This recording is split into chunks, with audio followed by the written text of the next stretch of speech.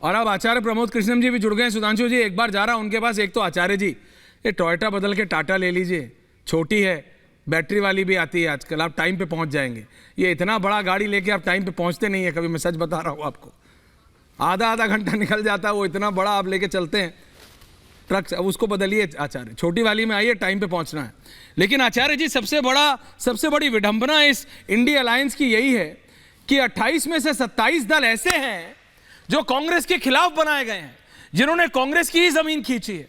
और अब आप उन 28 दलों को साथ ले आ रहे हैं जो बना ही कांग्रेस के खिलाफ है। इन प्रिंसिपल कांग्रेस से टूट के कांग्रेस का वोट शेयर लेके बनाए, उसको आप साथ ला रहे हैं। ये कैसे होगा? कैसे आप सुधांशु जी की पार्टी को टक्कर देंगे आचार्य जी?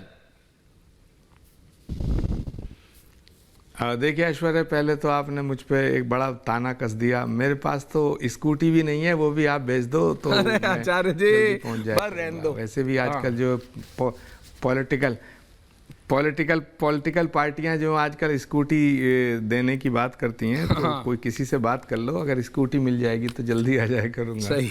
खैर ऐश्वर्या, बड़ा सवाल ये है गंभीरता भरा हुआ कि जो विपक्ष है हमारा, जिसमें हम सब शामिल हैं, उसकी विश्वसनीयता पर प्रश्न चिन्ह लग रहा है। अभी मैं राहुल देव जी को सुन रहा था, तो मुझे लगता है कि सवाल ये नहीं है कि हम कितनी पार्टियां एक हो गए, सवाल ये है कि किस पार्टी की कितनी क्रेडिबिलिटी है, किस लीडर की कितनी क्रेडिबिलिटी है। जनतंत्र में सारी शक्तियां जनता में निहित होती हैं, और जनता जब तक उसके दिलो दिमाग पर किसी लीडर की, किसी नेता की, किसी पॉलिटिकल पार्टी की, किसी आइडियोलॉजी की जब तक उस पर छाप पूरी तरह से नहीं पड़ती है, तब तक वो वोट नहीं देती है।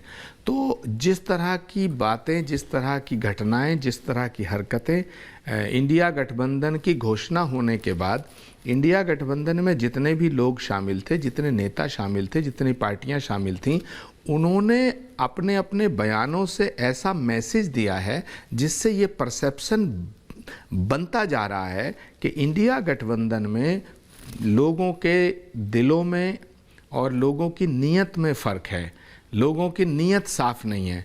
ये सिर्फ इसलिए मिल रहे हैं, ये परसेप्शन बनता जा रहा है, और परसेप्शन का बहुत बड़ा महत्व है पॉलिटिक्स में। तो ये परसेप्शन जब बन रहा है कि इंडिया गठबंधन में शामिल लोग एक दूसरे से नफरत करते हैं, एक दूसरे को ख़त्म करना चाहते हैं, और सिर्फ जुड़े हुए इसलिए हैं क्योंकि नरेंद्र मोदी को हटाना है।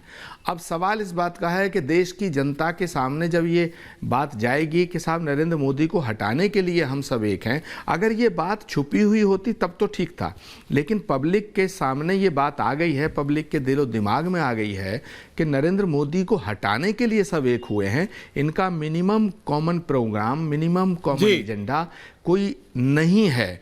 तो फिर मोदी को हटाना अगर एजेंडा है, तो मुझे लगता है ये कोई एजेंडा नहीं है।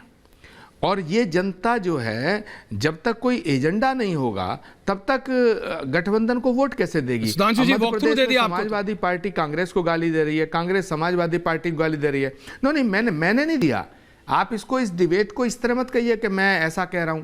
वो तो मैं जब ये आपके जो नहीं, मैं तो आपसे अभी पूछूंगा देख रहे होंगे कि आपके तो जो हारे हुए प्रदेश अध्यक्ष हैं, इंचार्ज हैं, वो ही रिजाइन नहीं करते। आपके यहाँ तो पता ही नहीं कांग्रेस में हो क्या रहा है।